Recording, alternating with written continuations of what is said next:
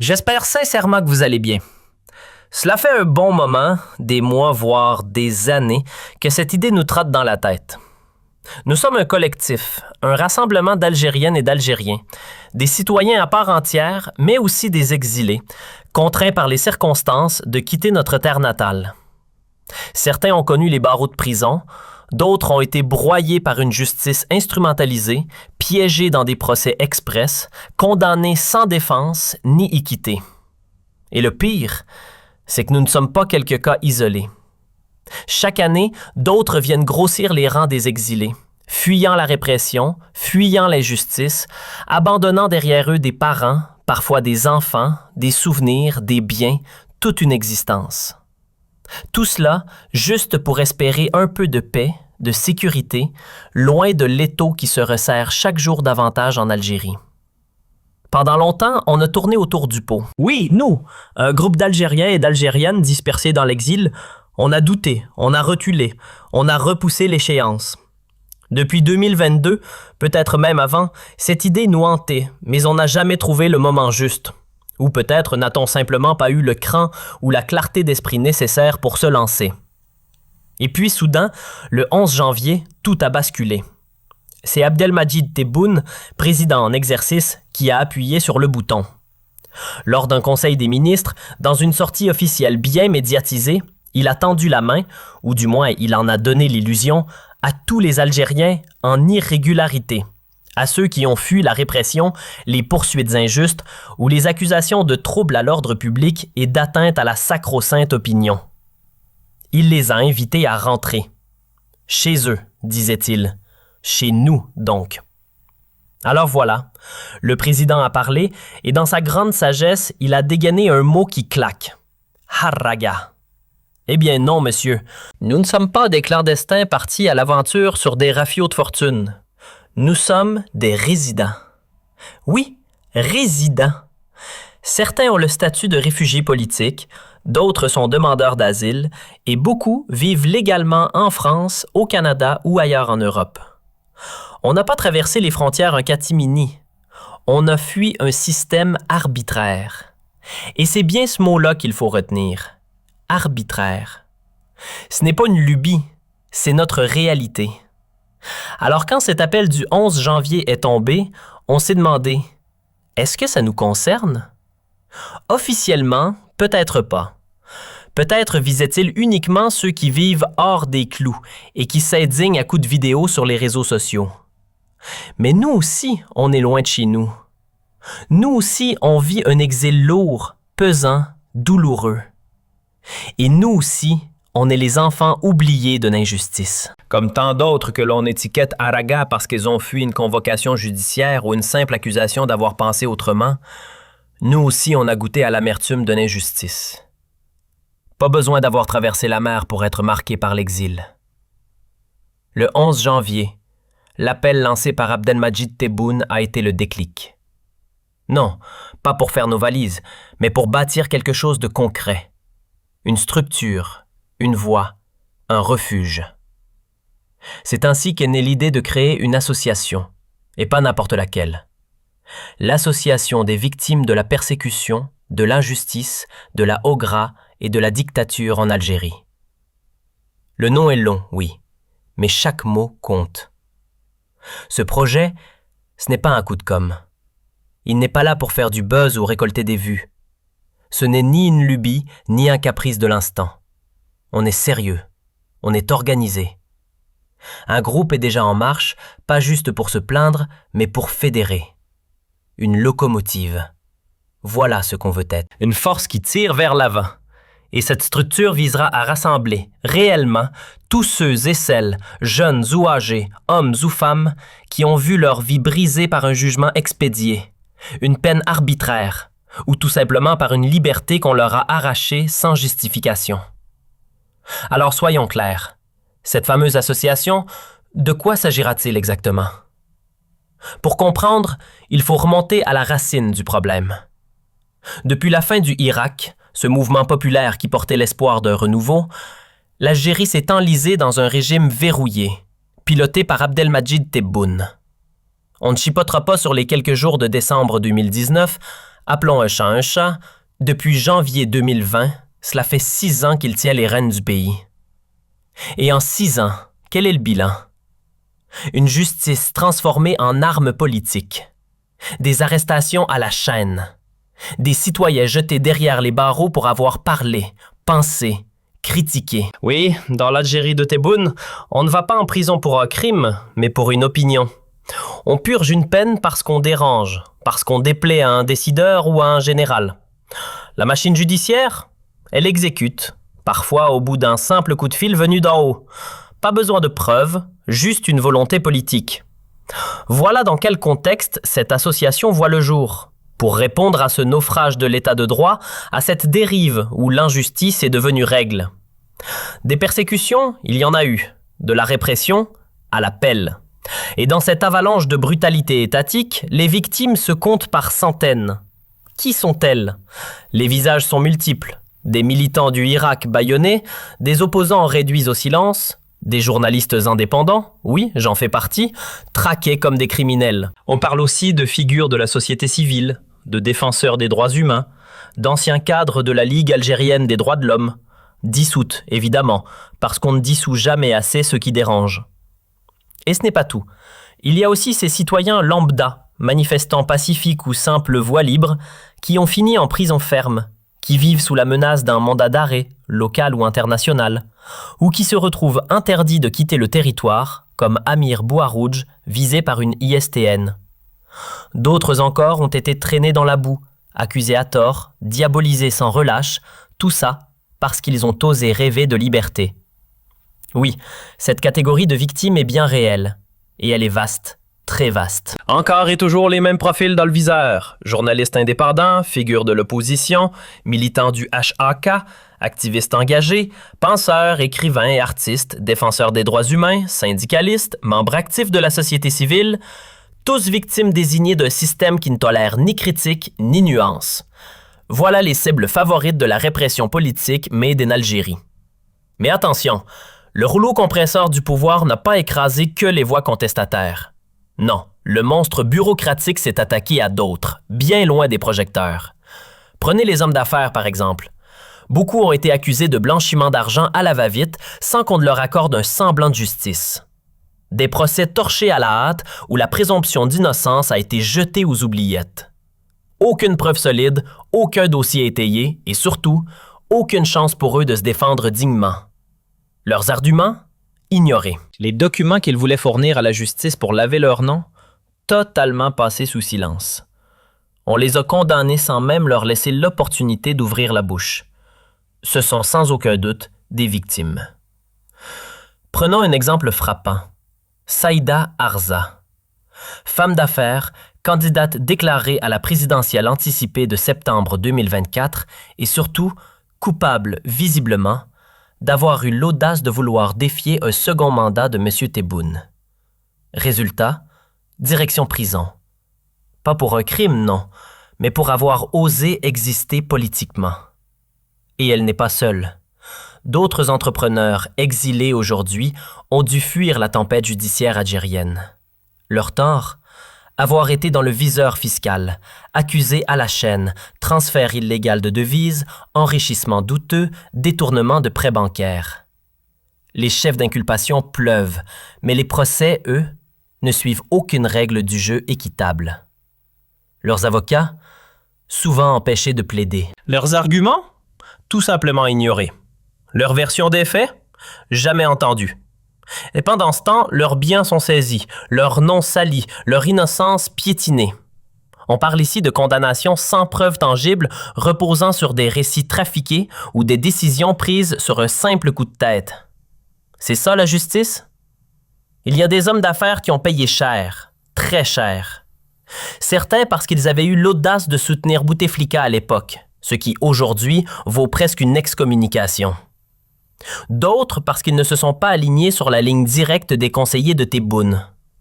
Et puis il y a ceux qui ont simplement dit non. Non au pot de vin, non au deal opaque proposé par des généraux ou des hommes de l'ombre proches du régime. Il y en a même qui, pris au piège à l'étranger, n'ont jamais pu remettre les pieds devant un tribunal algérien. Et parfois, il ne fallait rien de plus qu'une embrouille avec un wali ou un ministre pour être jeté dans la fosse. Ces profils-là, nous les considérons comme des victimes. Oui, des cibles d'un système répressif qui punit sans procès et réprime sans logique. Et c'est à eux aussi que notre future association s'adresse. Une association sans étiquette, sans drapeau politique, sans calcul partisan. Pas de couleur, pas d'idéologie. Juste un espace pour accueillir ceux que l'injustice a fracassés. Algériens et Algériennes, hommes ou femmes, peu importe leurs opinions ou leur passé, s'ils ont subi l'arbitraire, arrestation injustifiée, détention sans fondement, condamnation tombée d'en haut, alors ils auront leur place parmi nous. Il y a des militaires, ou parfois juste des membres de leur famille, qui se retrouvent aujourd'hui derrière les barreaux, bloqués à la frontière ou coincés à l'étranger, incapables de remettre les pieds en Algérie. Pourquoi? Parce qu'un cousin, un oncle, un frère était militaire et a eu des ennuis avec le régime. Et même s'ils n'ont strictement rien à voir avec les actes reprochés, ils subissent eux aussi les représailles d'un système où la culpabilité semble contagieuse, héréditaire. Pour nous, ces personnes sont à part entière des victimes. Victimes d'un État qui confond justice et vengeance, d'un régime qui distribue les sanctions comme on distribue les cartes d'un jeu truqué. Voilà pourquoi notre association ne se limitera pas aux seuls militants, journalistes ou opposants. Non. Car en Algérie, l'injustice a frappé bien au-delà. Elle a touché des chefs d'entreprise, mais aussi des familles entières, celles d'anciens responsables de l'ère Bouteflika. Ces familles paient le prix fort.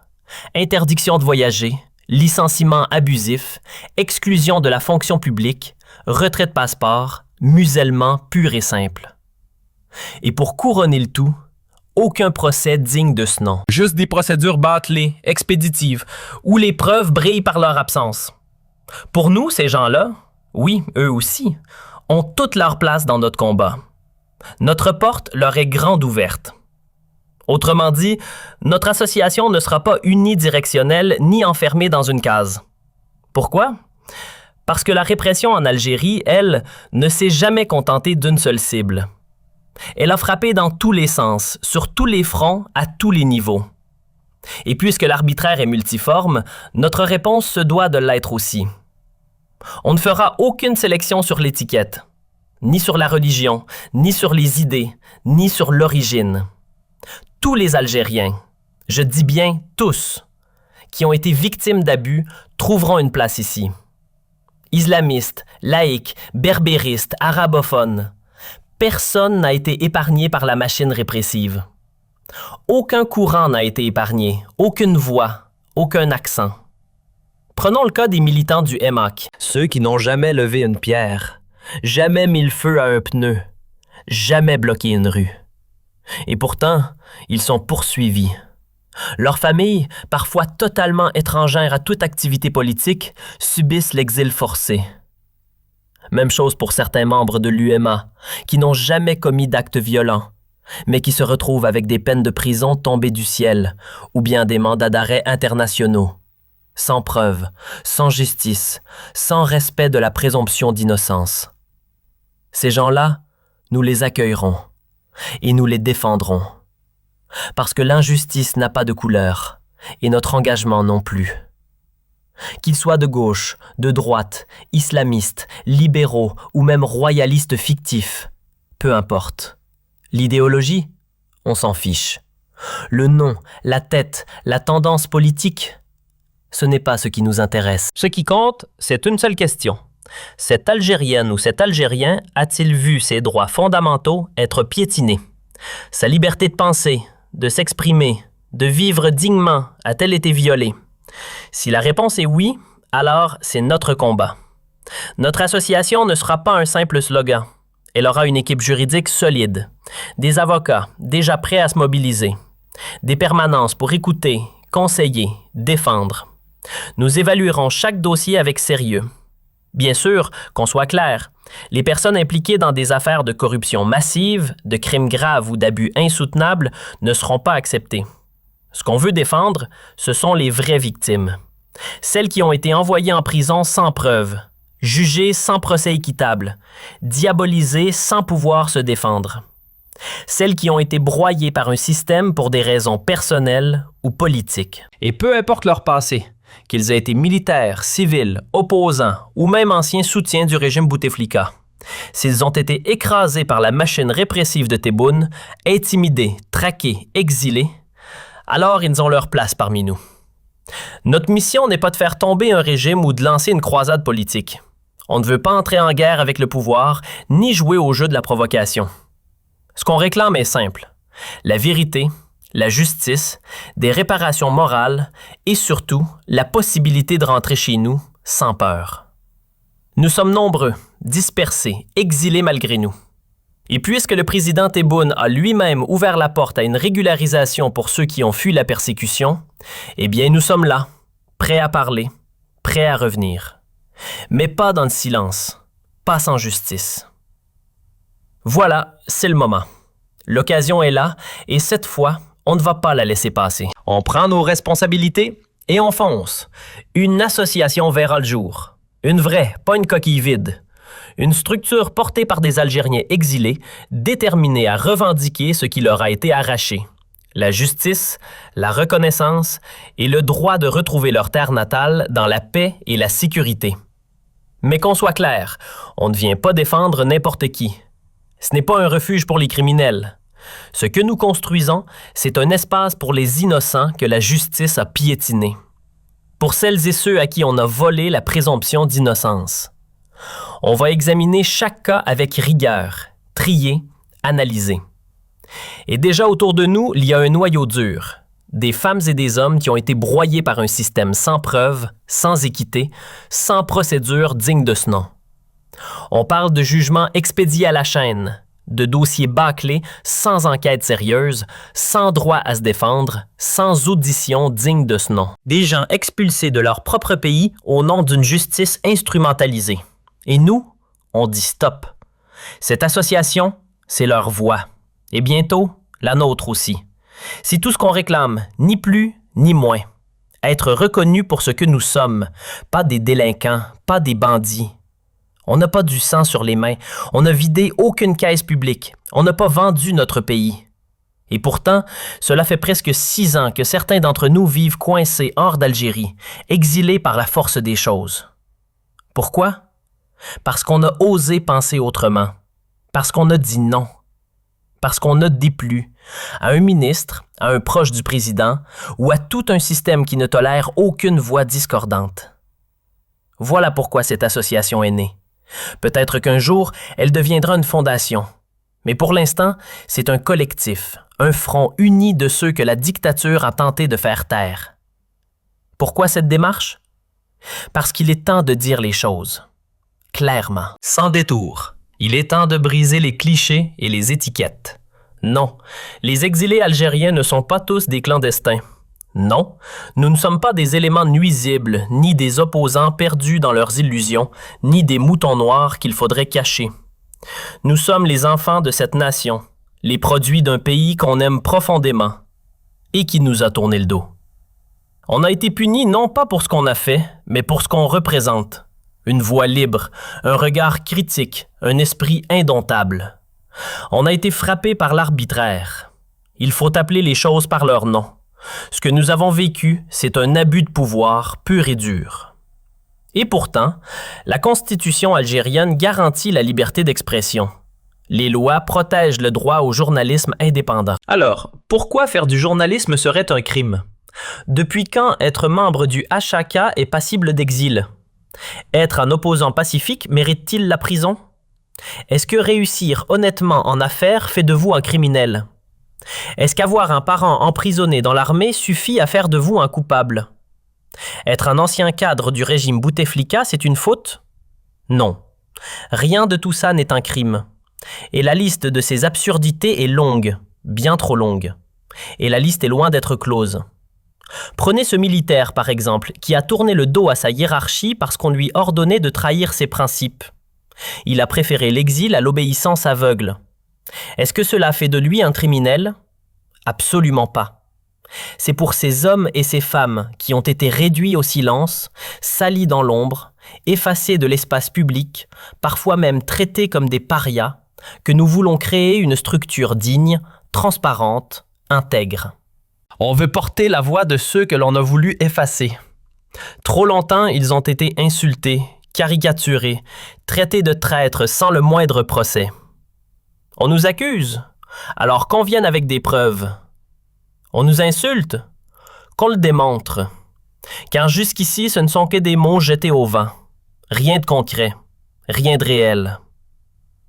Et dans ce fameux communiqué du 11 janvier 2025, il est clairement dit que les auteurs de crimes lourds, trafic de drogue, collaboration avec des puissances étrangères, ne seront pas concernés par une quelconque réhabilitation.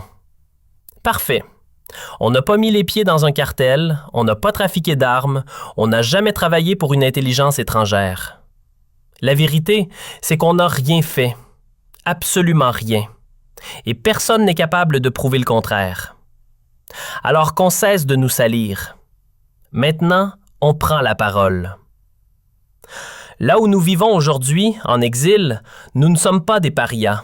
Bien au contraire. Dans les pays qui nous accueillent, nous sommes respectés, protégés et bénéficions de tous nos droits civiques. Que ce soit en France, au Canada, au Royaume-Uni, en Espagne, en Italie ou ailleurs en Europe, si nous étions vraiment des criminels, croyez-moi, on ne nous aurait pas laissé poser un pied sur ces territoires.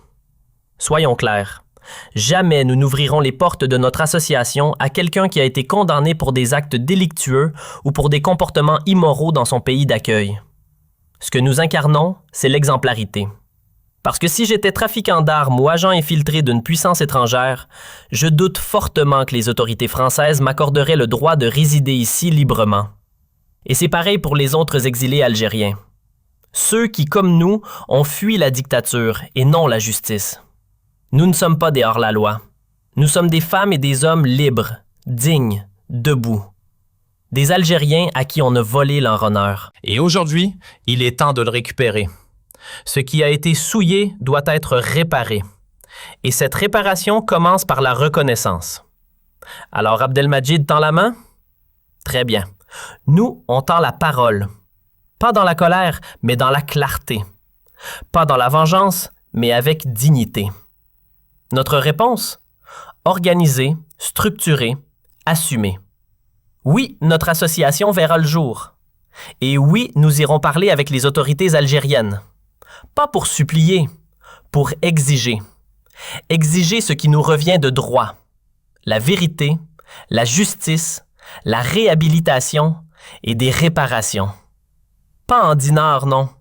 En reconnaissance, en respect, en justice morale. Moi, je suis journaliste. Vous avez brisé ma vie, celle de mes proches, de mes enfants. Pourquoi? Quel est mon crime? Vous m'appelez traître? Prouvez-le. Tous nos écrits sont des inventions? Je vous défie d'en démontrer un seul mensonge. Ce que nous voulons, ce n'est pas l'impunité, c'est la vérité. Pas le silence, la lumière. Et non, critiquer Abdelmajid, ce n'est pas haïr l'Algérie. Ce n'est pas insulter le pays, ce n'est pas trahir. Ce monsieur n'est pas sacré. Son nom n'apparaît ni dans le Coran, ni dans les hadiths. Il est un homme comme les autres. Et dans une république, on a le droit, et parfois même le devoir, de critiquer un chef d'État. La vraie trahison, c'est d'aller vendre son pays sous la table, pas de dénoncer une injustice. Et ça, ce n'est pas notre cas. On va le dire, et surtout, on va le prouver. Cette association n'est pas un coup de tête. C'est un projet sérieux, mûri depuis 2 ou 3 ans. Aujourd'hui, on passe à l'action. Et dans quelques jours, je reviendrai vers vous pour entrer dans les détails. Le combat commence. Mais il sera juste et public.